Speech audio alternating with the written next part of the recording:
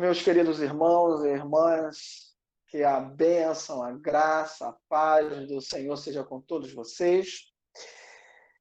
E se você estiver aí com a Bíblia, espero que esteja, abra no livro de Gênesis, capítulo 11. Gênesis 11. Gênesis 11. Está escrito no versículo 5 e no versículo 6 o seguinte: Então desceu o Senhor para ver a cidade e a torre que os filhos dos homens edificavam. E o Senhor disse: Eis que o povo é um, e todos têm a mesma linguagem. Isto é apenas o começo. Agora não haverá restrição para tudo o que intentarem fazer. Pai amado, em nome de Jesus, que a tua palavra flua livremente e chegue, Senhor, aos corações dos teus filhos e filhas. Nós precisamos da luz da tua palavra. Age com o teu Espírito Santo, Senhor, e dá o discernimento dos teus propósitos e do tempo que estamos vivendo, para a tua glória, em nome de Jesus. Amém. Amados, esses dois versículos que nós lemos em Gênesis, no capítulo 11, versículos 5 e 6, nós vemos uma espécie de globalismo. Globalismo. Você pode observar aí no versículo 5, então desceu o Senhor para ver a cidade e a torre que os filhos dos homens edificavam. Esta é a passagem que fala a respeito da construção da Torre de Babel. Então, Deus, ele contemplou um movimento para que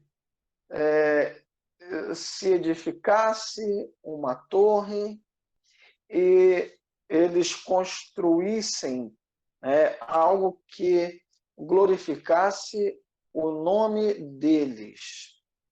E existe uma expressão muito interessante no versículo 6, e o Senhor disse: Eis que o povo é um. Eis que o povo é um. E todos têm a mesma linguagem. Olha, a gente vive num tempo em que existe uma orquestração para que haja uma única narrativa, para que não haja espaço para a voz de Deus no mundo. É interessante que existe uma narrativa que, inclusive, está entrando até em leis nos países do mundo afora, chegando aqui, lei apoiando o aborto, por exemplo. E a palavra de Deus fala da vida desde a concepção. Então, existe uma narrativa que mundialmente está sendo imposta. Inclusive, a gente vê aí no STF, o STF que não é a função, não é legislar, está querendo empurrar goela abaixo a legislação pró-aborto. São esses os tempos que nós estamos vivendo. Estão construindo uma nova Torre de Babel. querem uma narrativa hegemônica e única. E qualquer coisa em contrário, aí já falam, mas está tudo polarizado, porque não querem que haja polarização, eles querem uma narrativa única, uma única linguagem. Foi nesse contexto espiritual que estavam edificando a Torre de Babel. Em Apocalipse, fala a respeito de uma nova Babilônia que vai impor uma linguagem única, isso quer dizer uma narrativa única, com leis que distorcem o que é a palavra de Deus, o que são os princípios de Deus. E o povo de Deus não pode dormir, não pode cochilar quanto a isso. Dizem, eu nunca fiz essa experiência e nunca vou fazer,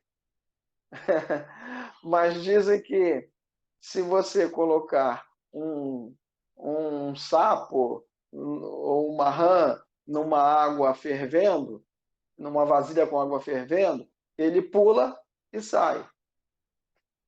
Agora, se você botar ele numa vasilha com água fria, ele fica e aí você vai esquentando ali no fogo aos poucos e ele não vai nem se dando conta. E a temperatura está aumentando, então daqui a pouco ele morre cozido.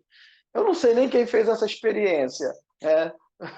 Não faço, não aconselho ninguém a fazer. Mas dizem isso.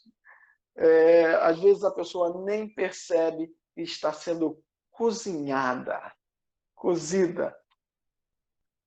E a igreja precisa estar atenta a essa narrativa globalista que querem impor nesse mundo, onde os valores das escrituras sagradas, onde os princípios da família estão sendo combatidos, onde querem colocar na cabeça das mulheres que não é honroso ser feminina, que não é honroso a ser mãe. Estão querendo colocar na cabeça das mulheres que os homens são inimigos delas. Ao mesmo tempo, querem colocar na cabeça dos adolescentes, dos rapazes, que ele é mais bonito sendo afeminado. E querem desconstruir a família, que é a instituição divina de Deus para abençoar esse mundo. Então, é uma ação de desconstrução dos princípios de Deus e de uniformização da linguagem, de tal maneira que eles construam a sua nova Babel, nova Babilônia. Quero ainda, lemos em Gênesis, falando a respeito do que aconteceu como um paradigma do que irá acontecer, e nós estamos vendo as coisas acontecendo, como dizem, debaixo do nosso nariz, no mundo todo, nos países todos. E aí, lá em 2 aos Tessalonicenses, no capítulo 2, tem algo muito, muito interessante. 2 aos Tessalonicenses 2, versículo 5 em diante. Está escrito assim, segundo aos Tessalonicenses 5 em diante. Não vos recordais de que ainda convosco eu costumava dizer-vos estas coisas? E agora sabeis o que o detém, para que ele seja revelado somente em ocasião própria. Com efeito, o mistério da iniquidade já opera, e aguarda somente que seja afastado aquele que agora o detém. Então será, de fato, revelado o iníquo, a quem o Senhor Jesus matará com o sopro de sua boca e o destruirá pela manifestação de sua vinda. Ora, o aparecimento do iníquo é segundo a eficácia de Satanás, com todo o poder, sinais e prodígios de mentira, e com todo o engano de injustiça aos que perecem, porque não acolheram o amor da verdade para serem salvos. É por esse motivo, pois que Deus lhes manda a operação do erro, para darem crédito à mentira, a fim de serem julgados todos quantos não deram crédito à verdade. Antes, pelo contrário, deleitaram-se com a injustiça. Tem gente que está se deleitando com a injustiça. Há instituições mundiais de nível, global, que patrocinam o deleite com a injustiça. E aí, a palavra do Senhor, o apóstolo Paulo, quando escreveu aos Tessalonicenses, falou a respeito do iníquo, do anticristo, daquele que se levanta contra tudo o que é de Deus. E aí, olha só que coisa, com todo o engano de injustiça aos que perecem porque não acolheram o amor da verdade para serem salvos. A verdade, às vezes, dói, mas a verdade é uma expressão de amor. Então, quem quer se deleitar com a injustiça, não acolhe o amor da verdade. Eu hoje comentava num grupo de pastores que não sei se será na nossa geração, mas se aproxima o dia em que aqueles que quiserem servir a Deus com integridade vão ter que operar na clandestinidade. Lembram quando o Senhor Jesus, lá em Apocalipse, fala daqueles que não tiverem o sinal da besta na testa e na mão, não conseguirão nem comprar, e da perseguição que se fará, ao povo de Deus? Então, nós estamos vendo isso tudo se desenhando já. O mistério da iniquidade operando.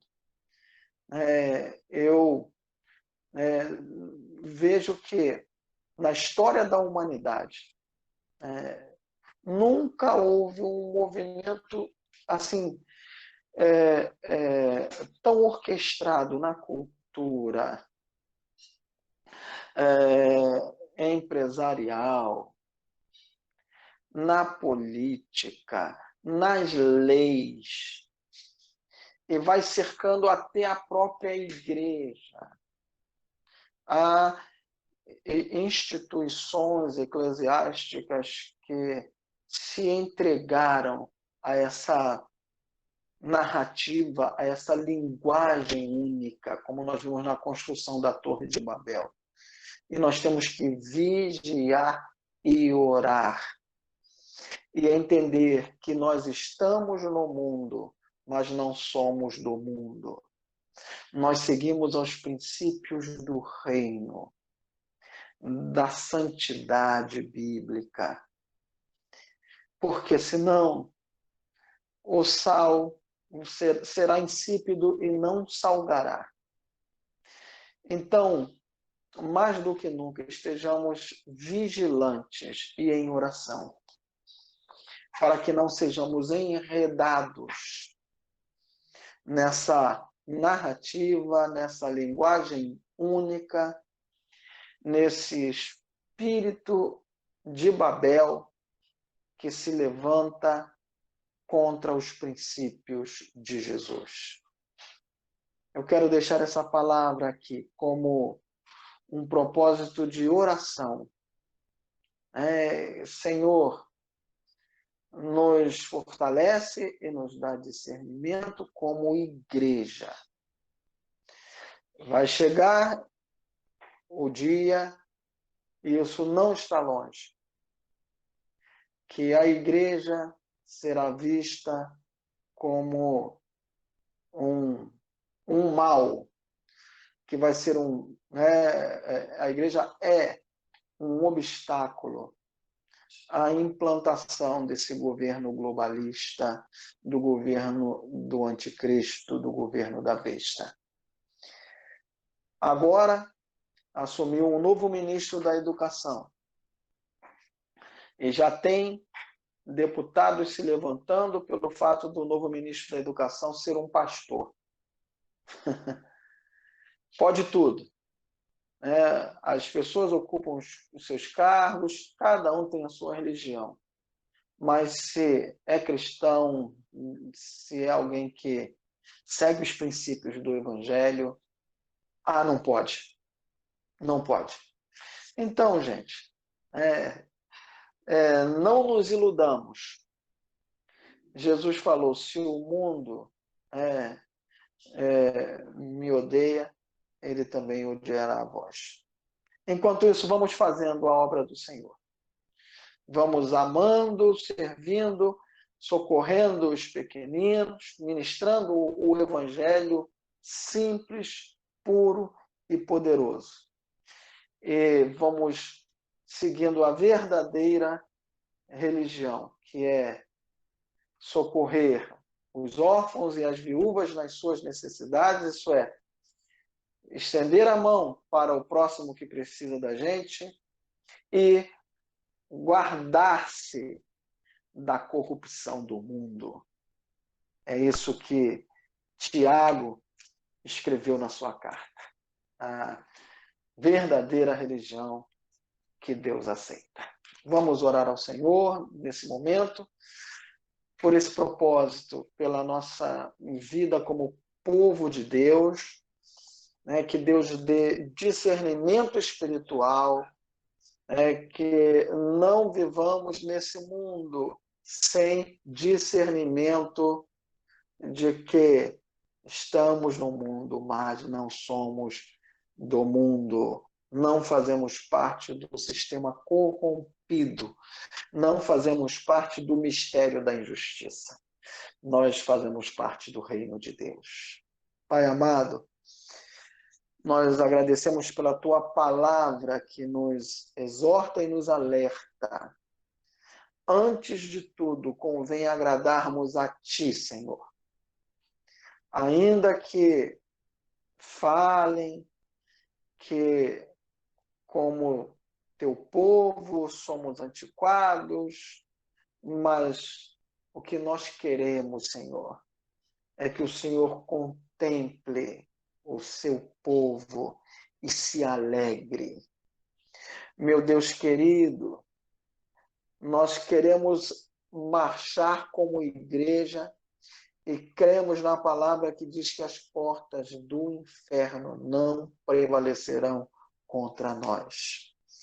Que se cumpra, Senhor, na vida do teu povo, da tua igreja, a palavra que diz, salvai alguns, arrebatando-os do fogo. Usa-nos, Senhor, para arrebatarmos, Senhor, vidas do fogo, Senhor, a fim de serem salvas, Pai. Usa-nos, Pai. Pai soberano, que não estejamos desatentos, Deus, que o teu Espírito fale aos nossos corações, às nossas mentes, e não nos deixe anestesiados, Senhor. Não deixe a gente ser levado, Senhor, na onda desse mundo, Senhor, mas queremos ser guiados pelo sopro do Teu Espírito Santo. Assim clamamos, Pai. Abençoa o Teu povo sobre a face da terra, abençoa a Tua igreja. Senhor, abençoa a Tua igreja, Senhor, no Brasil, a Tua igreja no Rio de Janeiro, Senhor, a Igreja Metodista do Jardim Botânico, meu Deus. Abençoa-nos, Pai, usa-nos, Senhor, como farol, Senhor, que brilha a Tua luz. Abençoa, Senhor, os bispos da Igreja Metodista, Senhor, os pastores e pastoras. Abençoa, Pai amado. Nós dependemos de Ti, precisamos de Ti para sermos voz profética no meio do Teu povo, no meio desta geração, Senhor. E estejamos, Senhor, dispostos, prontos a pagar o preço da fidelidade à Tua santa palavra, a Ti, Senhor. Em nome de Jesus. Fortalece a Tua igreja, fortalece o Teu povo. Amém, amém e amém.